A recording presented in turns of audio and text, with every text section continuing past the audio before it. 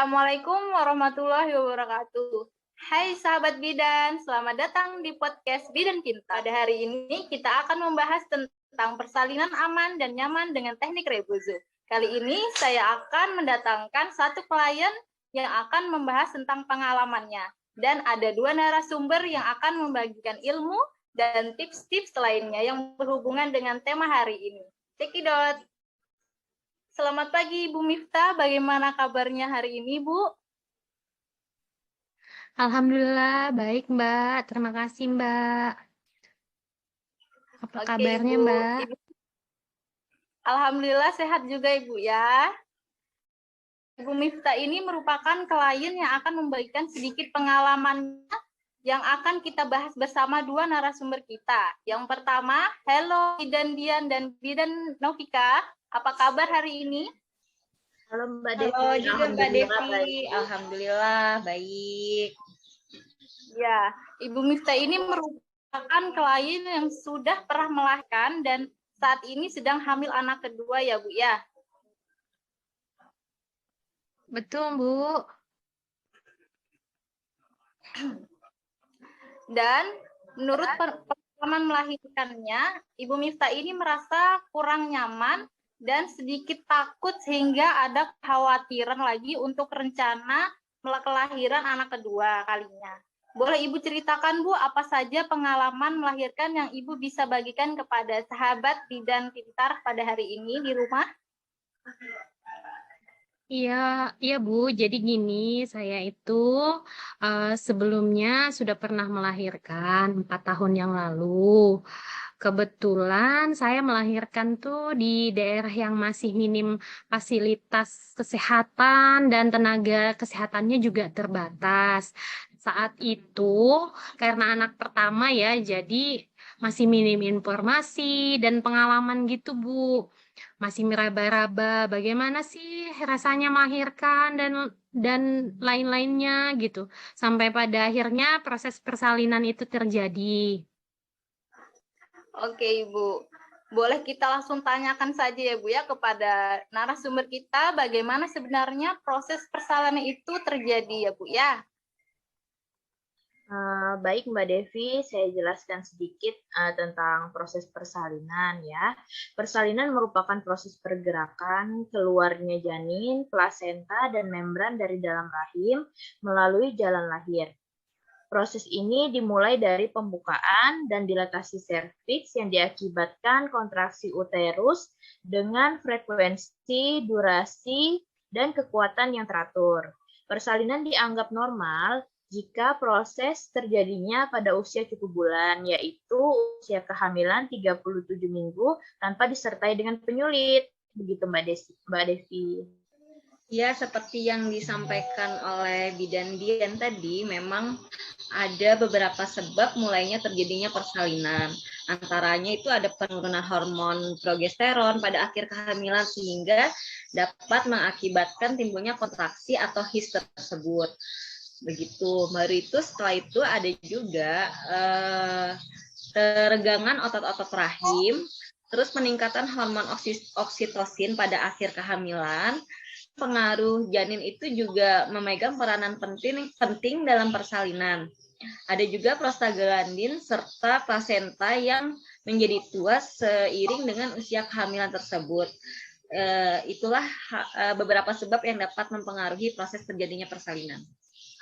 Ternyata banyak perubahan ya Bu ya yang terjadi pada saat seorang wanita hamil lalu melahirkan Bu ya. Iya, benar sekali yang dijelaskan oleh Bidan Novika barusan. Itu jadi memang ada yang dinamakan HIS permulaan atau HIS palsu. Itu terjadi karena semakin tuanya usia kehamilan, pengeluaran progesteron dan estrogen semakin berkurang sehingga oksitosin dapat menimbulkan kontraksi begitu. Namun kita dapat menilai dari sifat HIS palsu tersebut. Antara lain seperti nyeri ringan pada bagian bawah, lalu datangnya tidak teratur, tidak ada perubahan serviks, dan Tidak ada pertambahan jika beraktivitas dan durasinya pun pendek gitu Mbak Devi.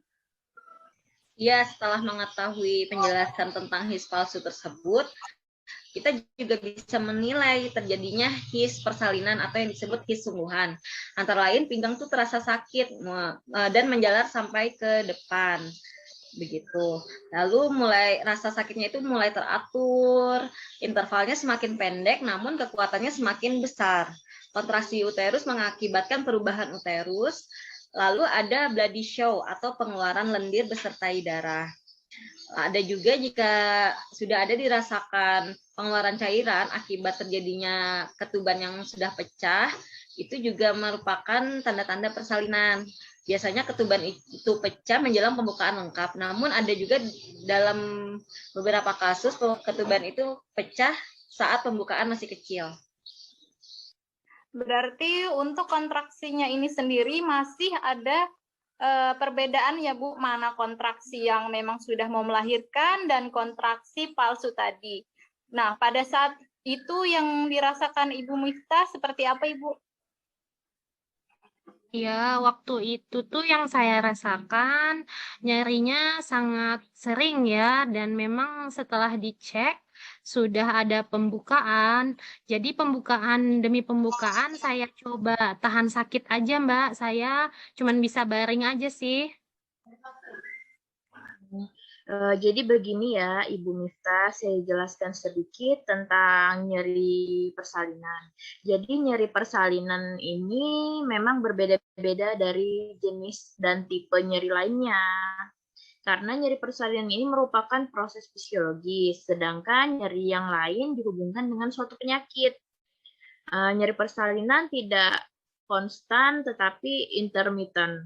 Lalu pada tahap awal persalinan nyeri bersifat ringan, tetapi pada tahap akhir persalinan bersifat berat. Waktu yang nyaman terjadi di antara waktu yang ternyaman itu biasanya terjadi di antara kontraksi, begitu Ibu Miftah. Iya, betul sekali. Jadi nyeri persalinan itu merupakan perasaan yang tidak menyenangkan ibaratnya kayak gitu ya. Karena terjadi ketika saat menjelang persalinan saja, dan itu tuh bersifat subjektif. Perasaan nyeri setiap orang itu berbeda-beda dalam hal skala ataupun tingkatannya. Jadi hanya orang tersebut yang akan melahirkanlah yang dapat menjelaskan dan mengevaluasi serta apa yang dirasa kayak gitu ya. Oke Bu, jadi nyeri persalinan itu hanya bisa diutarakan oleh yang mengalami saja ya Bu ya, karena yang dirasakan pun berbeda-beda satu sama lainnya. Lalu saat itu apa saja yang Ibu Miftah lakukan untuk mengurangi atau menangani rasa nyeri tersebut Ibu? Iya Mbak, waktu itu sih saya cuman meringis-ringis aja ya Mbak ya. Jadi sesekalipun kalau ada rasa sakit datang tuh dipijit sama bidannya. Kalau nggak ada bidannya, suami saya sih yang mijit gitu Mbak. Oh begitu ya Bu ya. Jadi memang pijitan tersebut yang saat itu bisa membantu Ibu Miftah dalam menangani nyeri tersebut yang dirasakan. Menurut narasumber kita, biasanya apa saja tindakan yang dapat diberikan pada saat klien merasakan nyeri persalinan, Bu? Ya, benar sekali. Jadi ada beberapa memang cara atau tindakan yang dapat kita berikan untuk penanganan nyeri tersebut. Saat ini sangat dikembangkan sekali teknik komplementer atau teknik non-farmakologis seperti itu ya. Jadi ada beberapa tuh teknik yang dikembangkan seperti teknik relaksasi, terapi musik, terapi air atau hidroterapi, akupressure, akupuntur, aromaterapi, dan lain-lainnya. Ya, benar sekali yang dikatakan oleh Bidan Novita. Bahkan di tiap negara pun itu berbeda-beda cara penanganan yang dilakukan. Ada juga satu teknik yang menarik perhatian kami sebagai bidan, yaitu teknik Rebozo. Sepertinya saya baru dengar ya Bu ya teknik Rebozo ini. Jadi kita langsung saja kita lihat jurnal teknik Rebozo tersebut ya Bu ya, yang akan dijelaskan oleh dua narasumber kita, Mbak Dian dan Mbak Novika.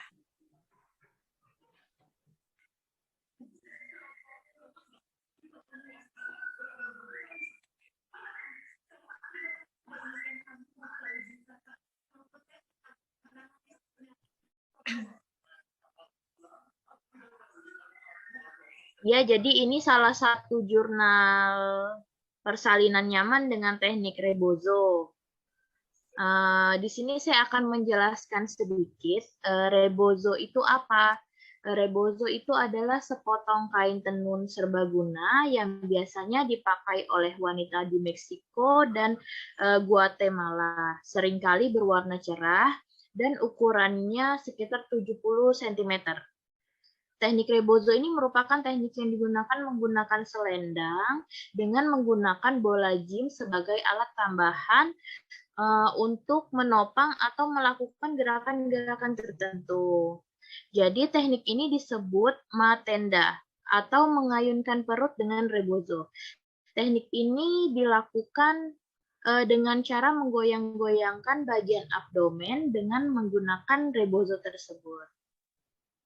Oke, Bu. Jadi apa saja sih, Bu, manfaat dari yang didapatkan kalau kita menggunakan teknik rebozo tersebut, Ibu?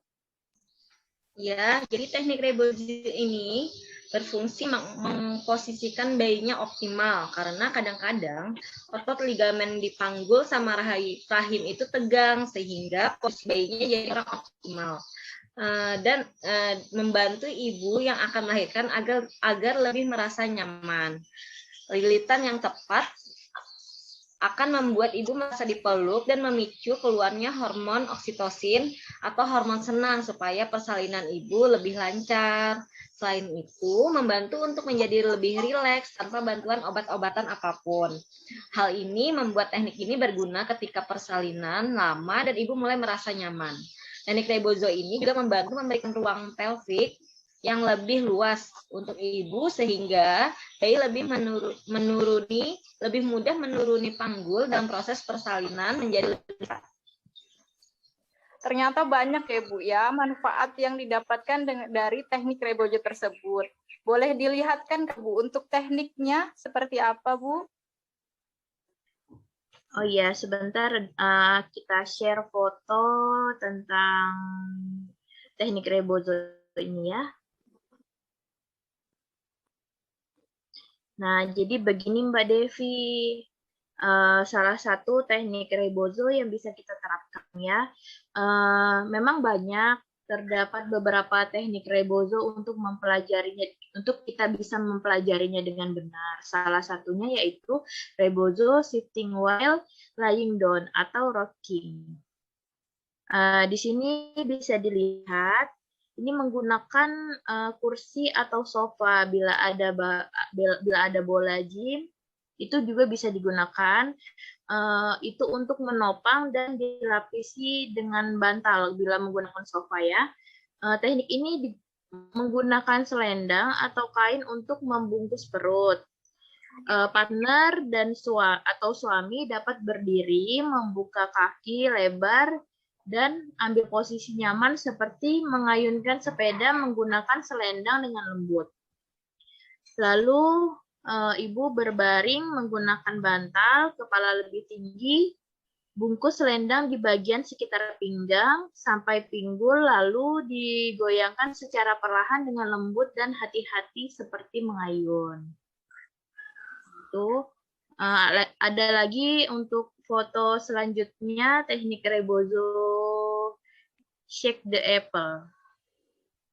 Sebentar ya Mbak Devi, kita share dulu fotonya.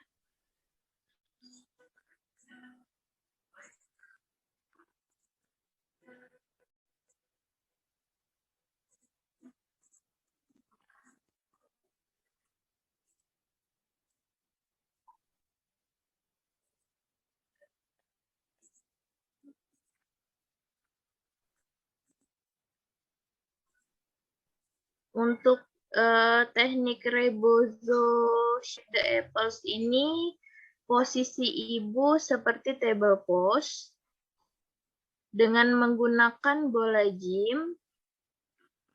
Posisikan selendang pada daerah panggul. Teknik ini bisa dilakukan pada usia kehamilan 28 minggu sampai akhir awal persalinan. Pertama-tama, ibunya dianjurkan untuk rileks dulu dengan memejamkan mata, lalu posisi kaki suami atau terapis ditekuk satu. Kemudian pegang selendang di ujung, condongkan badan ibu dan kita gerakan pelan-pelan. Dan lihat reaksi ibu. Gerakan ini sangat nyaman, terutama berfungsi untuk melenturkan otot-otot panggul dan perut bagian depan atas ke bawah, sehingga dapat memberikan ruangan janin lebih longgar begitu. Kadang-kadang teknik ini dapat membuat ibu sampai tertidur ya, karena teknik ini nyaman seperti masase pada perut tanpa sentuhan di bagian perut begitu Mbak Devi. Iya, jadi cara-cara menggunakan rebozo untuk mengoptimalkan bayi di masa kehamilan atau awal proses persalinan itu juga ada, yaitu cara-caranya antara lain yang pertama, mintalah bantuan pendamping untuk memposisikan rebozo di sekitar perut seakan membentuk hammock atau tempat tidur gantung di sekitar bayi. Yang kedua, berlututlah di depan kursi atau sofa seperti yang digambarkan tadi. Ibu dapat menggunakan bantal di bagian dada dan lutut untuk kenyamanan. Gantungkan tangan di sekitar gimbal atau sofa tadi sehingga tidak perlu menumpukan berat badan ke tangan ibu. Ibu dapat merilekskan bagian tubuh bagian atas, namun jagalah punggung agar tetap tegak. Yang ketiga, mintalah pendamping untuk berdiri di belakang dan memegang ujung rebozo ke atas seperti memegang kendali kuda. Lalu mintalah pendamping untuk perut dari punggung senyaman mungkin. Yang keempat, mintalah pendamping untuk memulai menggoyang-goyangkan perut secara perlahan, lalu mulai meningkatkan kecepatannya. Yang kelima, ini adalah tips untuk pendamping, yaitu lakukan teknik ini dengan sedikit menekuk kaki dan tanpa menggunakan sepatu. Hal ini dapat membantu untuk lebih dapat merasakan hubungan antara suami dan ibu. Yang keenam, dengan kecepatan yang meningkat seiring berjalannya waktu, perut menjadi lebih bergetar. Di saat ini, bernafaslah dengan bebas dan secara perlahan-lahan. Jika merasa tidak nyaman, mintalah pendamping untuk menyesuaikan kecepatan atau tekanan rebozo sampai merasa nyaman. Yang ketujuh, berikan feedback kepada pendamping sehingga pendamping tahu nih apa yang nyaman bagi ibu dan tahu juga apa yang harus dia lakukan. Ingat, kalau rebozo ini tidak menggosok perut ya, tapi membawa perut bersamaan. Yang ke-8, setelah 2-5 menit, tangan pendamping mungkin akan terasa lelah dan capek. Pada saat ini, mintalah pendamping untuk memperlambat gerakannya secara bertahap untuk beberapa detik sampai akhirnya berhenti dan lepas dari perut ibu. Jadi tidak langsung berhenti gitu, perlahan-lahan mulai melambat. Teknik rebozo ini dapat dilakukan setiap minggu, setiap hari, dan di fase awal proses persalinan, di sela-sela kontraksi. Teknik rebozo ini dapat dilakukan sesering mungkin untuk membuat ibu menjadi lebih nyaman. Oh iya Bu, jadi siapa saja nih Bu yang boleh dan tidak boleh mendapatkan teknik rebozo tersebut Bu? Ya, jadi begini Mbak Devi, adapun indikasi atau yang boleh dilakukan teknik rebozo yaitu ibu hamil yang normal ya. Terus persalinannya pun harus normal dan nifas. Sedangkan kontraindikasi melakukan teknik rebozo yaitu ketika ada gejala atau resiko keguguran seperti perdarahan atau nyeri kram di bagian bawah di awal kehamilan, mempunyai riwayat keguguran. Yang kedua yaitu klien merasa kencang dan kram di pertengahan atau akhir kehamilan. Yang ketiga, jika plasenta berada di anterior, lalu jika ingin melakukan rebozo, lakukan dengan sangat lembut.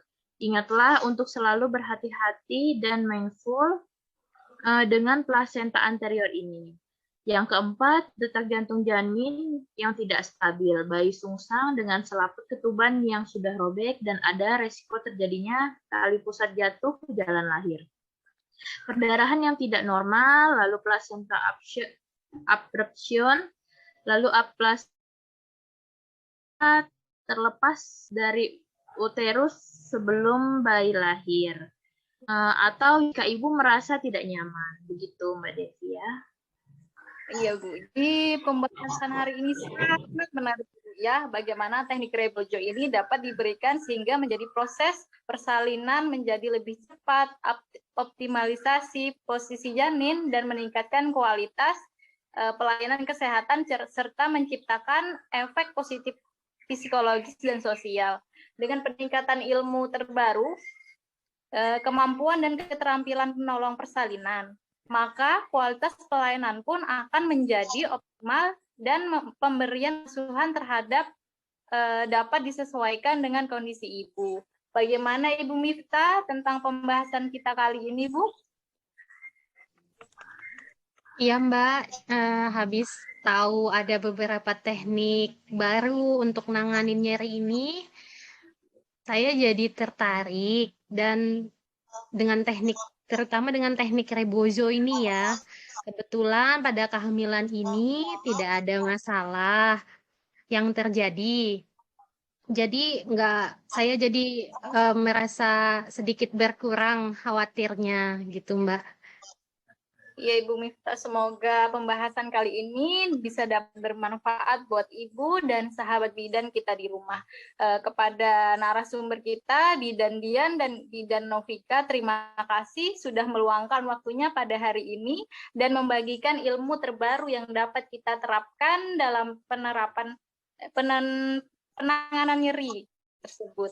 Iya, sama-sama kepada Ibu Novika yang sudah membagikan pengalamannya, dan Ibu Devi yang sudah menjadi jembatan antara kita berdiskusi. Terima kasih sudah menonton podcast Bidan Pintar pada hari ini. Saya Devi Rahmayanti, and see you.